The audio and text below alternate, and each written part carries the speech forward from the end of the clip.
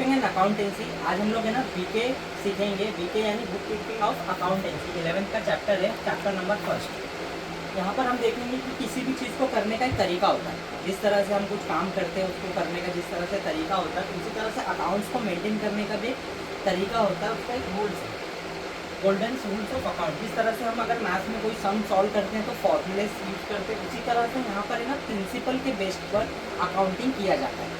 अभी यहाँ पर इंडियन सिस्टम में क्या था, हमारा single entry book keeping system था। लेकिन जिस तरह से मॉडर्नाइजेशन ग्लोबलाइजेशन हम लोगों के साथ इंटरनेशनली कनेक्ट होते गए, तो वहाँ पर अकाउंटिंग स्टैंडर्ड हम लोगों ने अपनाया, इंडियन अकाउंटिंग स्टैंडर्ड।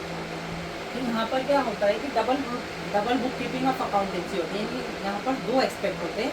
एक होता है कि जैसे मैंने कोई माल खरीदा और मैंने माल किससे खरीदा, तो यहाँ पर दो एक्सपेक्ट हो गए। पहला है कि मैंने माल लिया यानी गुड्स परचेस किया, एंड देन सेकंड होता है कि मैंने माल किससे खरीदा। तो यहाँ पर दो एस्पेक्ट पाए जाते हैं। तो ये दो एस्पेक्ट को हम क्लासीफाई करते हैं because of this accounting rules. क्या अकाउंटिंग रूल्स है, यहाँ पर 3 टाइप्स के अकाउंटिंग रूल है। फर्स्ट आता है पर्सनल अकाउंट, सेकंड वन आता है real account and nominal account. Personal यानी किसी भी पर्सन के रिलेटेड हो सकता है, या एक पर्सन होगा नेचुरल पर्सन, सेकंड पर्सन होगा artificial person account, then second होता है रियल अकाउंट। रियल अकाउंट वो अकाउंट होता है कि जिसे भी चीज़ हम ले सकते हैं दे सकते हैं। फॉर एग्जाम्पल जैसे कि मैंने ये मोबाइल परचेज किया, तो ये मोबाइल मैंने खरीदा, तो मोबाइल को हम ट्रांसफ़र कर सकते हैं one person to another person, क्योंकि ये मोबाइल हम ट्रांसफ़र कर रहे हैं। तो ये क्या हो गया, रियल हो गया। ये जैसे आप चेयर देख रहे हैं, एक चेयर हम खरीद सकते हैं और बेच सकते हैं, तो ये रियल अकाउंट हुआ। नॉमिनल अकाउंट और नाम ही बताता है कि ये क्या है, नॉमिनल अकाउंट है। इसके रूल क्या होते हैं, पर्सनल अकाउंट में होता है debit the receiver credit the receiver credit the giver.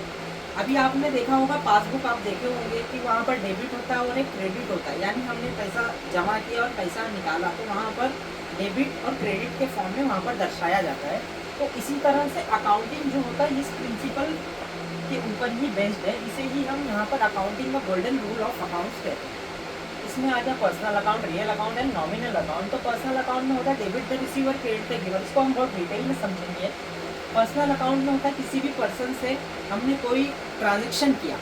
Transaction करना मतलब फॉर एग्जांपल हमने कुछ गुड्स परचेज किया मिस्टर रमेश से, तो जो गुड्स है ये गुड्स क्या है, सामान है, ठीक है, और रमेश जो है ये क्या है, पर्सन है। तो हमने डील किसके साथ में किया, पर्सन के साथ में किया। तो यहाँ पर क्या आ जाएगा, डेबिट और क्रेडिट अप्रोच यहाँ पर एप्लीकेबल होगा। रियल अकाउंट में हम देखेंगे, रियल अकाउंट जो है किसी वस्तु को हम खरीदे, जैसे कि मोबाइल का एग्जांपल मैंने लिया, ये मोबाइल खरीदा मिस्टर रमेश से, तो रमेश इज अ पर्सन और मोबाइल क्या हुआ, हमारे पास गुड्स आया, फिजिकल फॉर्म में आया। तो यहाँ पर हम क्या कहता है कि debit what comes in and credit what goes out, यानी समझो कि कैश भी हो सकता है। कैश, अगर हम कैश का एग्जांपल लेंगे, मेरे पास में अगर मैं माल बेचता हूँ तो मेरे पास में पैसा आ गया, यानी ये मोबाइल अगर मैंने सेल किया तो मुझको क्या मिला, कैश मिला, तो कैश आया। कैश अकाउंट डेबिट, क्या गया, मोबाइल गया। तो मोबाइल मेरा क्या था, अगर मैं ट्रांजेक्शन बेस के लिए कर रहा हूँ, सेल के लिए कर रहा हूँ, तो मैं क्या करूँगा कि cash account debit to sales account. तो ये मेरा हो गया रियल अकाउंट का रूल।